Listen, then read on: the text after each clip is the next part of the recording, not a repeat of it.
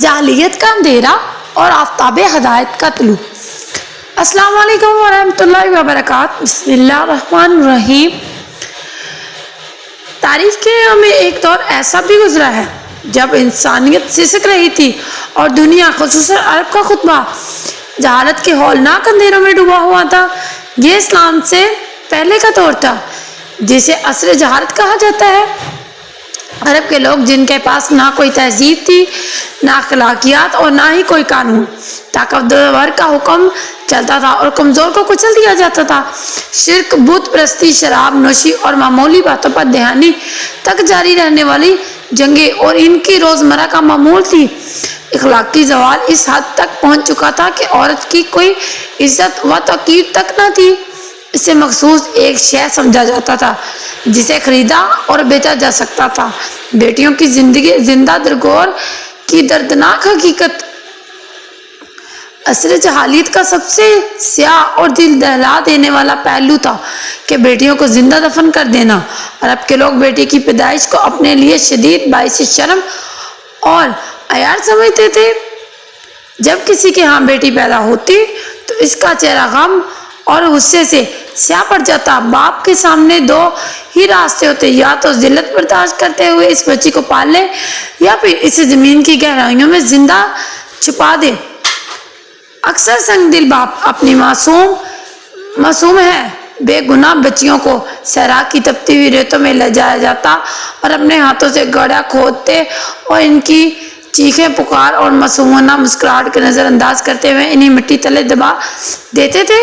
قرآن پاک نے اس خوفناک ظلم کی عکاسی ان الفاظ میں کی ہے، اور جب زندہ دفن کی ہوئی لڑکیوں سے پوچھا جائے گا کہ وہ کس گناہ کے بدلے قتل کی گئی، جب ظلم و جہالت کی یہ رات اپنے عروج پر تھی، تب مکہ کی سرزمین پر وہ رحمت نازل ہوئی جس نے کائنات کی تقدیر بدل دی۔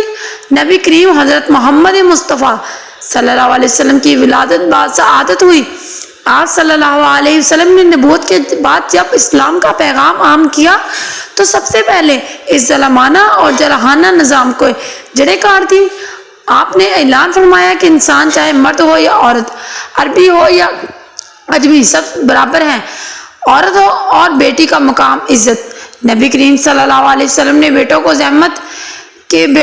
زحمت کی بجائے رحمت قرار دیا۔ آپ صلی اللہ علیہ وسلم نے فرمایا، جس شخص کے ہاں بیٹی پیدا ہو وہ اسے زندہ دفن نہ کرے، نہ کہ اس کی تحقیر کرے اور نہ ہی بیٹے کو اس پر ترجیح دے، تو اللہ تعالیٰ اسے جنت میں داخل کرے گا۔ آپ صلی اللہ علیہ وسلم نے اپنی مبارک نگہداشت شہادت اور درمیان والی انگلی سے اشارہ کرتے ہوئے فرمایا کہ جس نے 2 بیٹیوں کی پرورش کی اور وہ اور جنت میں اور اس طرح قریب ہوں گے، وہ اور میں جنت میں اس طرح قریب ہوں گے۔ جو معاشرہ بیٹی کی پیدائش پر ماتم کرتا تھا، اسی معاشرے میں نبی کریم صلی اللہ علیہ وسلم اپنی بیٹی حضرت فاطمہ الزہرا رضی اللہ عنہا کا استقبال میں کھڑے ہو جاتے تھے کہ ان کی پیشانی کو چومتے اور اپنی چادر ان کے لیے بچھا دیتے تھے۔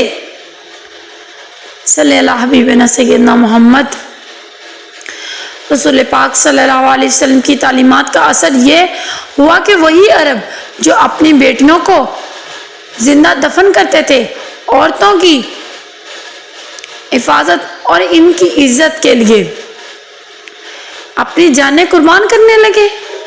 جن کی عورتوں کے پاس جائیداد میں کوئی حق نہیں تھا، اسلام نے انہیں وراثت دی، وراثت کا حقدار بنایا، ماں کے قدموں تلے جنت کی بشارت دی اور بیوی کو گھر کا سکون قرار دیا۔ رسول پاک صلی اللہ علیہ وسلم نے نہ صرف بیٹیوں کو زندگی بچائی بلکہ انسانیت کو جہالت کے دلدل سے نکال کر علم میں اور حیا اور عزت کی روشنی سے منور کیا۔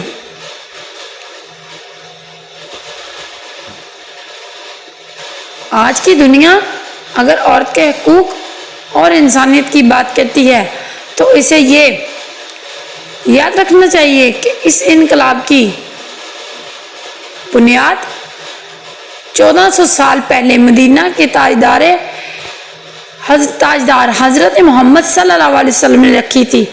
آپ صلی اللہ علیہ وسلم تمام جہانوں کے لیے رحمت بن کر تشریف لائے۔ رسول پاک کے بارے میں جاننے کے لیے میرے اکاؤنٹ کو فالو کریں، لائک کریں، کمنٹس کریں اور میرے ساتھ جڑے رہیں۔ اللہ حافظ۔